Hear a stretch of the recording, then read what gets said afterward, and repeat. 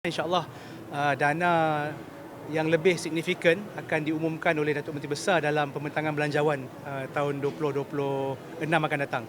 Di bulan 11 ini nanti Datuk MB akan membentangkan belanjawan negeri dan pada masa itu kita akan turut melancarkan pelan tindakan strategik ekonomi kreatif ini. Untuk program ini dan juga pelan tindakan strategik kita melalui unit perancangan ekonomi negeri UPEN bekerjasama dengan Selangor Youth Community SAY untuk merangka pelan tindakan ini.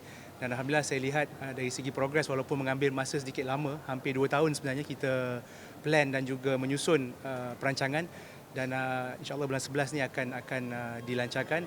Bukan itu saja, kita juga turut melibatkan pelbagai agensi, PBT, Pejabat Daerah dan Tanah dan juga syarikat-syarikat swasta daripada luar, rakan-rakan strategi kita yang turut melibatkan agensi seperti SIDEC, MDEC, My Creative Venture di peringkat federal dan agensi-agensi sokongan yang lain.